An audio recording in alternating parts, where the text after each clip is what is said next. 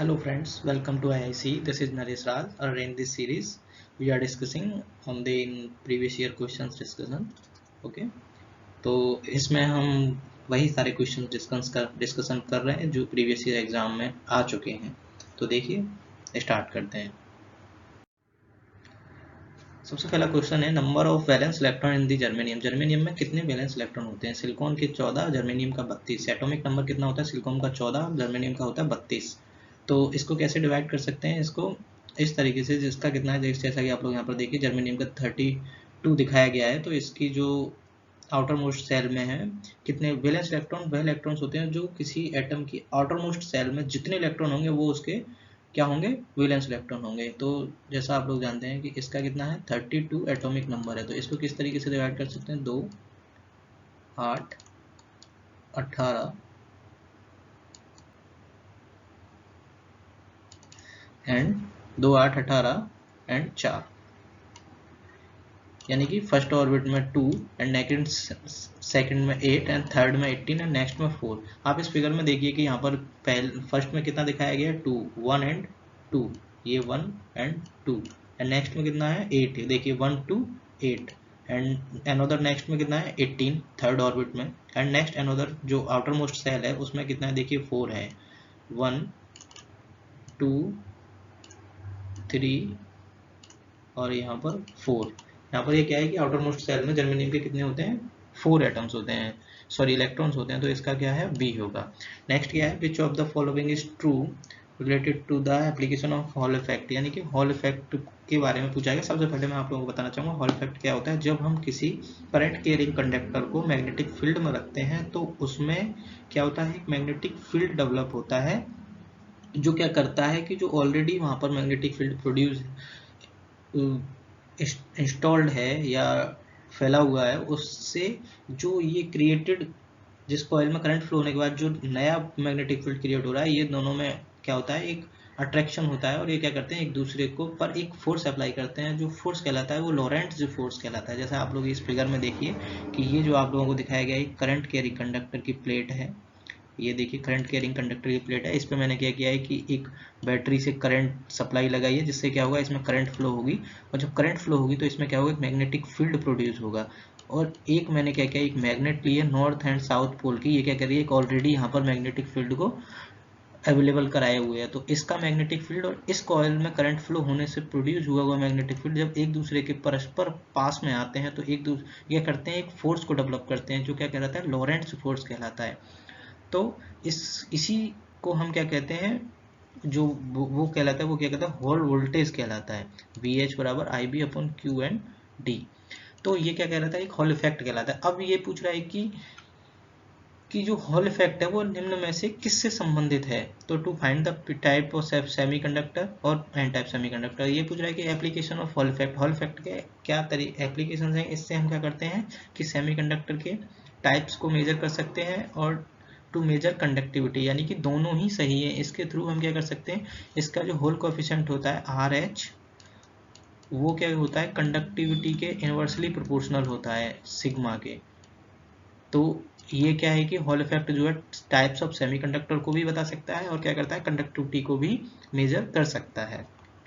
And next, the semiconductor device made out of a material having very high temperature coefficient of resistance, यानी कि कह रहा है कि जो एक सेमीकंडक्टर डिवाइस जो ऑप्शंस में दी गई है उसमें से हमको चूज करना है कि कौन सी ऐसी डिवाइस है जो मैक्सिमम टेम्परेचर कोफिशिएंट जो होता है वो उसका हाई होता है.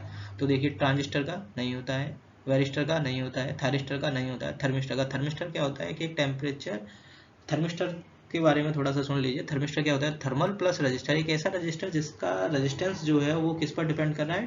थर्मल, यानी कि टेम्परेचर पर डिपेंड कर रहा है. तो ये इसका टेम्परेचर कोएफिशिएंट कैसा होता है? नेगेटिव होता है. मींस टेम्परेचर बढ़ने पर रेजिस्टेंस का मान क्या होगा? घटेगा. जैसे देखिए आप इस फिगर में देखिए कि टेम्परेचर इधर बढ़ रहा है, ये इधर टेम्परेचर बढ़ रहा है तो रेजिस्टेंस का मान क्या हो रहा है? इधर नीचे की तरफ जो ग्राफ है ये देखिए ये डिक्रीजिंग ग्राफ है, डिक्रीज हो रहा है. तो इसका मतलब क्या है कि जो हमारा ग्राफ है वो नेगेटिव टेम्परेचर कोएफिशिएंट का डिकेइंग फॉर्म में है. तो थर्मिस्टर के बारे में आप लोगों ने अच्छे से सुन लिया होगा कि थर्मल प्लस रजिस्टर, यानी ऐसा रजिस्टर जो टेम्परेचर पर उसका रेजिस्टेंस डिपेंड कर रहा है. ओके, नेक्स्ट देखते हैं. ठीक है, arsenic mix with to form an N type semiconductor. सबसे पहले क्या है कि ये कह रहा है कि एक आर्सेनिक जो हमारा पेंटावेलेंट इम्प्योरिटी है, जब इसको किसके साथ ऐड किया जाए इन ऑप्शंस में से, जो क्या करे कि एन टाइप सेमीकंडक्टर को बना दे।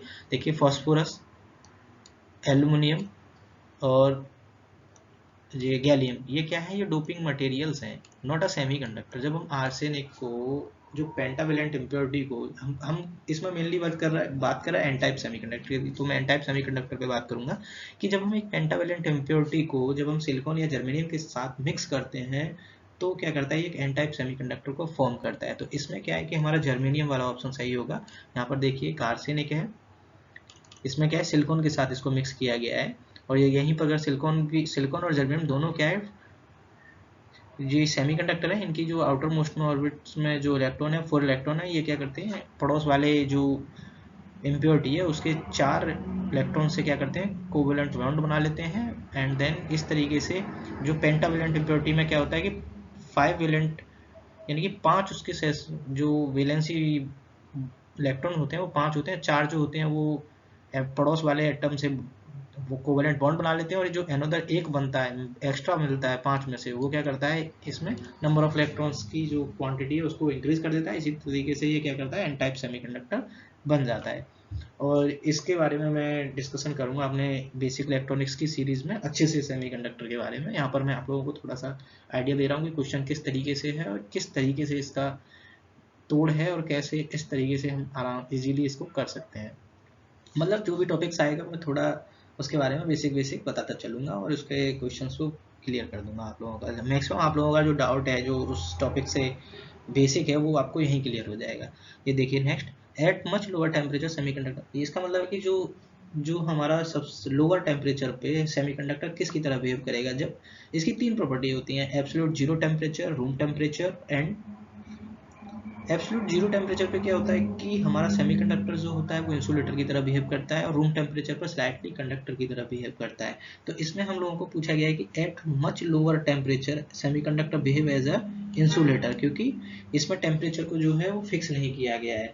तो इसीलिए इसका क्या है कि ये बहुत कम टेम्परेचर पर सेमीकंडक्टर इंसुलेटर की तरह बिहेव करेगा। देखिए next, generally mobility of electron in semiconductor is, अच्छा ये पूछ रहा है कि जो इलेक्ट्रॉन की मूवेबिलिटी है, यानी कि जो इलेक्ट्रॉन की मूवेबिलिटी होल के कंपैरिजन में कितने गुना अधिक होती है, क्वेश्चन का ये पूछना है।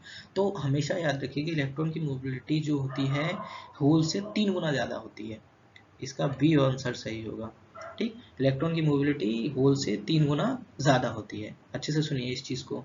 ठीक, इंपॉर्टेंट क्वेश्चन है और ये पूछ भी लेता है, और ये PCL जेई में आया भी है, 2 एग्जाम में आया है, तो थोड़ा देखिए अच्छे से इसको, अच्छे से बस बातों को सुनिए, सुनोगे तो ये चीज़ें एक बार से क्लियर हो जाएंगी, क्योंकि मैं उससे रिलेटेड जो भी पॉइंट है मैं अच्छे से क्लियर करते चल रहा हूँ आप लोगों के लिए। अब नेक्स्ट क्या है, which of the following is correct, the internal resistance of current source is very high and very low in voltage source, and next the internal resistance of a current source and voltage source are equal, नहीं होगा। And the internal resistance of a current source and voltage source are very high, नहीं होगा। The internal resistance of current source is very low and very high in voltage source, नहीं होगा। इसका answer A ही होगा, क्योंकि current source और voltage source की video अब बन चुकी है, आप लोगों के लिए मिल जाएगी। आप उसको देखेंगे तो आप लोगों को पता चलेगा कि जो हमारा वोल्टेज सोर्स है उसकी इंटरनल रेजिस्टेंस जो होती है वो सीरीज में होती है, और करंट सोर्स की इंटरनल रेजिस्टेंस जो होती है वो पैरेलल में होती है। तो जो करंट सोर्स है उसकी इंटरनल इम्पीडेंस का मान, एक बेटर करंट सोर्स को प्राइवेट ऑब्टेन करने के लिए इसकी इंटरनल इम्पीडेंस का मान क्या होना चाहिए, हाई होना चाहिए। ठीक, चलिए नेक्स्ट, इसमें क्या है कि, अच्छा इसमें ये है कि कोई 2 सेमीकंडक्टर्स हैं, pure semiconductor A and B. ठीक, इसमें क्या है कि इनकी कंसंट्रेशन उसने दी है विद डोनर टू। सबसे पहले इसमें क्या करते हैं, इंट्रिंसिक कैरियर कंसंट्रेशन का फॉर्मूला याद करिए, NI² बराबर N0 P0, यानी कि N0 is equal to concentration of the electron and concentration of the holes in the intrinsic semiconductor। तो इसमें दिया है हमको कि with donors to concentration of this and this respectively if the whole concentration in A and then whole concentration B, यानी इसने क्या किया है कि दो सेमीकंडक्टर ए और बी में उसने क्या किया, डोनर इम्प्योरिटी को दे दिया दोनों की, और एक्सेप्टर जो होल्स इम्प्योरिटी है इलेक्ट्रॉन वो एक की दे दी है। तो हमसे क्या पूछा है, दूसरे की पूछा है। तो इसमें हम क्या करेंगे, देखिए मैं करके दिखाता हूँ इसमें किस तरीके से इसको सॉल्व करेंगे।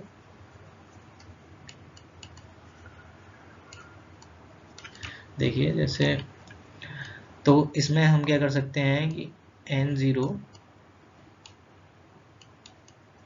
Na, क्योंकि ए दो मटेरियल्स हैं तो हम इसको Na और Pb, NaPa Nb Pb के से इसको कर लेंगे। अब इसमें क्या करेंगे, हम इसमें Na की वैल्यू रखेंगे तो कितना है 1 cross 10 to the power 20 upon Nb की वैल्यू कितना है 3 cross 10 to the power 20 equal to, and PB को इसने पूछा है, एंड पीए की इसने दी गई है 9 क्रॉस 10 टू द पावर 12। अब इसको जब आप सॉल्व करेंगे तो इससे 10 टू द पावर 20 से 10 टू द पावर 20 कैंसिल हो जाएगा, 3 से ये 3 टाइम्स कट जाएगा। तो पीबी बराबर क्या आएगा, जो क्या है कि होल की कंसंट्रेशन है इन 20 प्योर जर्मेनियम, तो ये क्या होगा 3 क्रॉस 10 टू द पावर 12 जब इसको आप सॉल्व करेंगे। ओके, तो इसका आंसर क्या होगा, ए होगा। एंड नेक्स्ट देखिए, for the following material choose the correct option regarding hole coefficient. Intrinsic semiconductors होता है उनका होल कोफिशिएंट जो होता है वो नेगेटिव होता है, मेटल का 0 होता है, इंसुलेटर का भी नेगेटिव होता है। तो इसका आंसर क्या होगा, इज 0 फॉर ओनली 2, मेटल वाला बी। होल कोफिशिएंट जो होता है इंट्रिंसिक सेमीकंडक्टर का नेगेटिव होता है और मेटल का 0 होता है, इंसुलेटर का भी नेगेटिव होता है। Out of the following which is used for making diodes, इसमें क्या है, ग्रेफाइट को यूज नहीं करते, कॉपर को यूज नहीं करते, कार्बन को यूज नहीं करते, सिलिकॉन को डायोड बनाने के लिए यूज करते हैं। An in semiconductor at a temperature absolute 0 behave like an insulator. इसका क्या होता है, एक इंट्रिंसिक सेमीकंडक्टर जो होता है एब्सोल्यूट 0 टेम्परेचर, एक इंट्रिंसिक सेमीकंडक्टर जो होता है वो इंसुलेटर की तरह बिहेव करता है, कितने पे, at absolutely of the 0 temperature पे। तो इसका आंसर क्या होगा, ए। इंट्रिंसिक सेमीकंडक्टर इंसुलेटर की तरह बिहेव करेगा कितने, एब्सोल्यूट 0 टेम्परेचर पे, जो मैं आप लोगों को बता चुका हूँ। तो इसका आंसर ए ही होगा। यहाँ पर क्या कहें, an insulator semiconductor at a temperature absolute 0 behave like an insulator because of non availability of the free electrons. Okay, next है reverse saturation current in germanium diode. इसमें क्या होता है कि इसमें यहाँ पे इस फिगर को देखिए, ये क्या है, ये डायोड की वी आई करेक्टरिस्टिक्स आप लोगों को दिखाई गई हैं। ये क्या है, फॉरवर्ड वाइज की करेक्टरिस्टिक्स और ये रिवर्स वाइज की करेक्टरिस्टिक्स। इसमें क्या होता है, वी आई, इसमें फॉरवर्ड वाइज में जो करंट का जो यूनिट होती है वो क्या होती है, मिली एम्पियर में होती है, और रिवर्स वाइज में क्या होता है, माइक्रो एम्पियर में होता है। ये चीज़, ये छोटा सा पॉइंट है, इसको आप फिर से सुन लीजिए कि फॉरवर्ड वाइज में जो करंट, फॉरवर्ड वाइज में जो करंट होती है वो मिली एम्पियर में होती है, और रिवर्स वाइज में करंट जो होती है वो माइक्रो एम्पियर में होती है। और ये देखिए, विच रेक्टिफायर नीड्स 4 डायोड्स। तो इसका मैं आप लोगों को बता दूं, इसका आंसर ब्रिज रेक्टिफायर होगा, जो कि जिसमें 4 डायोड की आवश्यकता होती है। जैसा कि आप लोग यहाँ पर देखिए, ये हाफ वेव रेक्टिफायर है, हाफ वेव रेक्टिफायर है। इसमें क्या करता है कि ये इनपुट की आधी साइकिल को रेक्टिफाई करता है। जैसा कि आप लोग देखें, इनपुट पर फुल साइकिल यहाँ पर दी जा रही है और आउटपुट पर क्या है कि ओनली नेगेटिव हाफ या पॉजिटिव हाफ में ही आउटपुट मिलेगी। जब हम डायोड की पोलरिटी चेंज कर देंगे तो ये कहेगा आउटपुट भी चेंज हो जाएगी, बट किसके लिए मिलेगी, ओनली इनपुट की आधी साइकिल के लिए प्राप्त होगी। और ये क्या centre tap full wave rectifier है, और ये क्या फुल वेव ब्रिज रेक्टिफायर है। यहाँ पर आप लोग देख रहे हैं कि 4 डायोड पूरे किए गए हैं, 1 2 3 4। इसकी वर्किंग पर वीडियो मैं जल्दी से बना दूंगा आप लोगों के लिए, जो मिलेगी आपको मेरी बेसिक इलेक्ट्रॉनिक्स की सीरीज में आप लोगों को मिल जाएगी। तो नेक्स्ट देखिए, the concentration of minority carrier in extrinsic semiconductor under equilibrium is equal to directly proportional to the intrinsic concentration, नहीं। Inversely proportional to the intrinsic concentration, नहीं, ये भी नहीं होगा।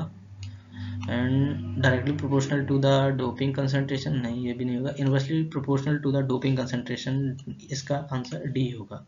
ठीक। एंड नेक्स्ट, तो इन सेमीकंडक्टर डोनर में भी कितना होता है डोनर, मैंने बताया आप लोगों को पेंटावेलेंट इम्प्योरिटी जो होती है क्या होती है, डोनर होती है, और जो ट्राइवेलेंट इम्प्योरिटी है वो कैसी होती है, वो एक्सेप्टर इम्प्योरिटी होती है। Okay, to obtain the P type semiconductor, कितने वेलेंट की, जब हमको एन टाइप सेमीकंडक्टर बनाना होता है तो पेंटावेलेंट इम्प्योरिटी को देते हैं, और जब एन टाइप पी टाइप को बनाना होता है तो हमको ट्राइवेलेंट इम्प्योरिटी ऐड करनी होती है। ओके, तो इसका आंसर कितना होगा, बी होगा। नेक्स्ट, डोनर इम्प्योरिटी में वैलेंस इलेक्ट्रॉन की संख्या कितनी होती है, 5 होती है। ओके, नेक्स्ट देखते हैं। तो देखा आप लोगों ने इस वीडियो में, देखा कि हमने प्रीवियस ईयर के कुछ क्वेश्चंस के डिस्कशन किए, पॉइंट वाइड पॉइंट मैंने उन लोगों को उनको एक्सप्लेन भी किया कि अगर कोई क्वेश्चंस है तो कैसे उसको डिटेल्स में एक्सप्लेंस नहीं कर पाया डिटेल में, बट लेकिन मैक्सिमम तरीके से उसको जितना उसके बारे में इंपॉर्टेंट टॉपिक्स के बारे में हो सकता है वो मैंने एक्सप्लेन किया। Okay, thank you.